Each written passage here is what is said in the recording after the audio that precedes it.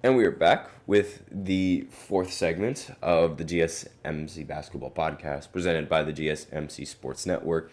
And in this fourth segment, we are going to talk about a couple of former NBA players that got scammed for actually a lot of millions of dollars. Like, it's not just $1 million, it's millions of dollars. So we're going to go ahead and talk about that in this fourth segment. So it is reported that on Friday, a man was convicted of scamming former NBA players Chandler Parson as well as Dwight Howard of a combined $8 million. So he was able to yoink $1 million from Christian Braun and then yoink the other $7 million from Dwight Howard. Now, why did this happen?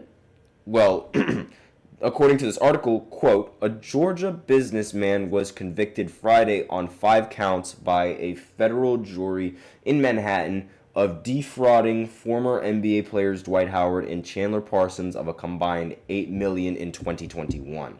ESPN's Brian Windhorst wrote again, quote, Calvin Darden Jr. was found guilty of fraud, bank fraud, money laundering, and 2 different conspiracy counts. This is the quotes. This is not me accusing him of this. This is the quote. If this story was not crazy enough, Windhorst added that Parsons sent money to Darden for what the ex-NBA forward believed was an investment into the development of former Golden State Warriors center James Wiseman, which is a little bit odd, right? I mean, so this guy, not this guy, excuse me. Chandler Parsons was paying someone $1 million to try and develop Warriors center James Wiseman.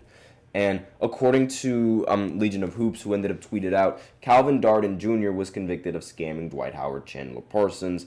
Howard was fooled out of his $7 million of what he thought was an investment towards the purchase of a women's basketball franchise. So on one end, you have Christian Braun getting scammed for trying to develop a young player in James Wiseman, and here you have Dwight Howard getting scammed and thinking that he's going to invest in a women's basketball franchise. Whether it's WNBA or whether it's just women's basketball in general, I have no idea. But it doesn't matter. That's money out of his pocket and in someone else's pocket.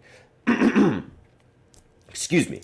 So, more on the report. Parsons was tricked into a fraudulent investment in the development of the career of former number 2 James Wiseman, according to Windhorst. And Warriors fans have been reacting to their... Oh, wait a minute. The article just closed. No, I don't like that. No, go back. Okay. So, Warriors fans have been reacting to their 2020 second overall pick being named in this report. And fans are in agreement that this was an unexpected twist to an already weird and strange story. And a lot of people, there were some tweets that were saying, bizarre, didn't have that on my bingo card. At least Ray Almeida ended up tweeting that out as well, saying that he just did not expect that to happen. And fans are also having trouble believing this was even a real report, as there was another Twitter user that was saying, quote, is this real? And many are reacting to this unexpected Wiseman mention. Like, a lot of people were surprised. Like, really, you invested $1 million to try and develop James Wiseman? Like, this just seems so out of the blue and so completely random that it just doesn't sound real.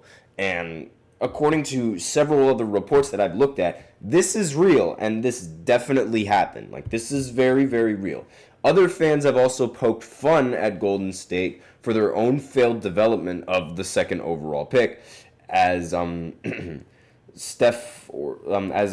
Twitter user tweeted out, guess Warriors weren't the only ones who got scammed by trying to develop Wiseman, which is it's kind of funny, but aside from that, this is a wild story that becomes even more interesting with the Wiseman name being mentioned.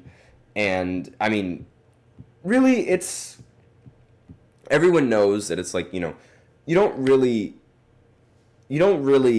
get scammed all that much. You will sort of allow yourself to get scammed. At least that's my personal view, especially with like these two involved. I mean, if an offer, at least to me, if something sounds a little bit too good to be true and you're asking somebody that you don't know and that you've never met in person to do this for you for a certain amount of money, chances are that you're going to get scammed, especially if you are such a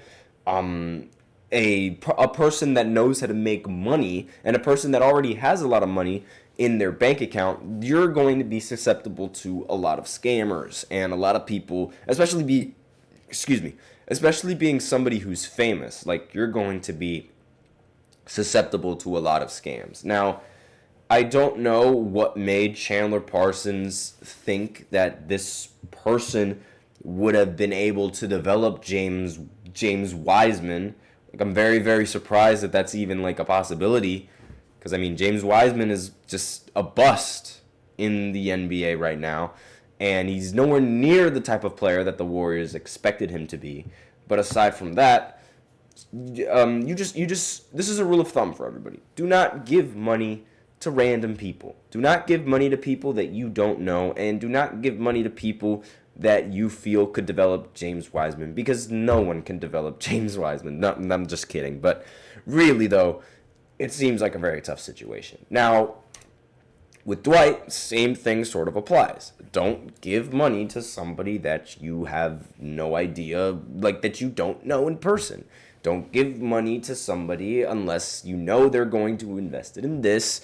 And like, if you know the person and if you there has to be something put into place. You cannot just give money to somebody and expect them to follow through with their word, especially in the way that the world is right now. You need to have a lot of things in writing. And on top of that, this sort of thing, this happened in 2021.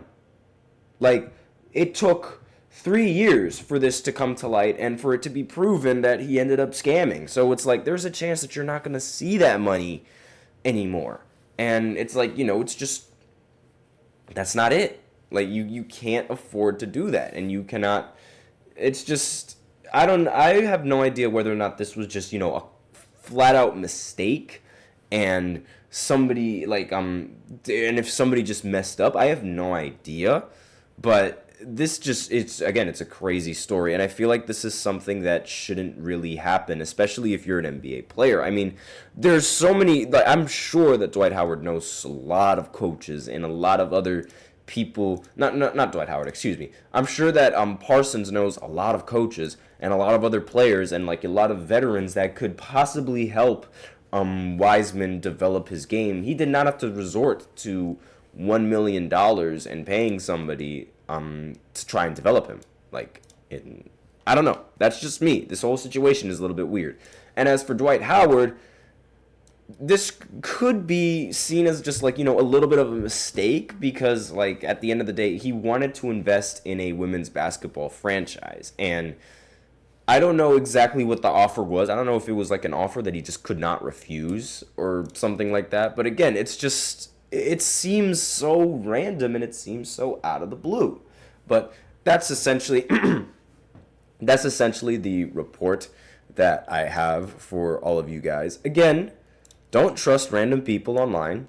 Don't give them your money. And don't do anything that involves money without having some sort of document in writing or having some sort of agreement in writing. Don't do it.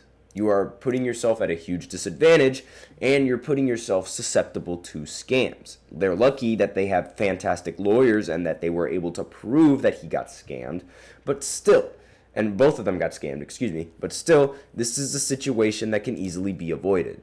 Again, don't trust people that you meet online. Don't do it. That's all that I really have to say. So, now we're going to go into the fifth segment where I'm going to do a recap of every single basketball game that went down the other day and my thoughts on these games.